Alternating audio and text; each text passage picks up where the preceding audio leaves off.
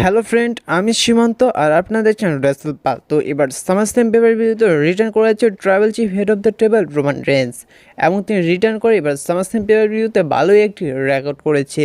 তো কী রেকর্ড করেছেন জানবো এই ভিডিওটিতে, সম্পূর্ণ ভিডিওটি দেখার অনুরোধ করা হইল। আর ভিডিও শুরু করার আগে আপনাদের কাছে ছোট্ট একটি রিকোয়েস্ট, সেটা হচ্ছে যে এই ছোটো রেসলিং চ্যানেলটি সাবস্ক্রাইব করে দিবেন, যাতে প্রতিনিয়ত রেসলিং সম্পর্কে আপডেট পেতে পারেন। চলুন ভিডিওটি শুরু করা যাক। আপনারা বরাবর যেমনটা দেখে এসেছেন যে যখন কোনো বড় পেপার ভিউ অনুষ্ঠিত হয়, সেখানে প্রায় অনেক দর্শক আসে।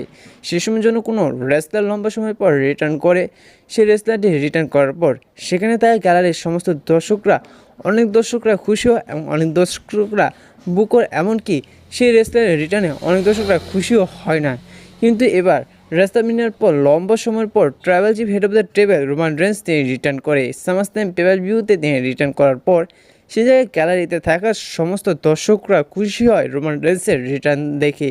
এমনকি সেখানে সমস্ত দর্শকের মধ্যে এমনও দর্শক ছিল যারা কখনো রোমান রেন্সকে ট্রাভেল চিফ হিসাবে মানেনি, তাকে অ্যাকনলেজ করেনি।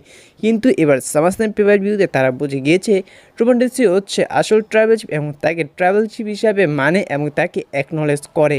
শুধু তাই নয়, সেখানে থাকা সামান্তা, যিনি কিনা রেসলম্যানিয়া 40-এ রোমান রেন্স হেরে যাওয়ার কারণে এবং কোডেরও চ্যাম্পিয়ন হয়, সামান্তা তিনি অনেকটা ইমোশনাল হয়ে গিয়েছিল এবং সে খুশিতে কেঁদে দিয়েছিল। আর সেই সামান্তা এবার সামারস্ল্যাম পেপার ভিউতে রোমান রেন্স রিটার্ন করার পর তিনি বুঝে গিয়েছে রোমান রেন্স হচ্ছে ডাব্লিউডাব্লিউই আসল ট্রাভেল চিফ। এমনকি সামান্তা তিনি রোমান রেন্সকে ট্রাভেল চিফ হিসেবে মানে এবং তাকে অ্যাকনলেজ করে।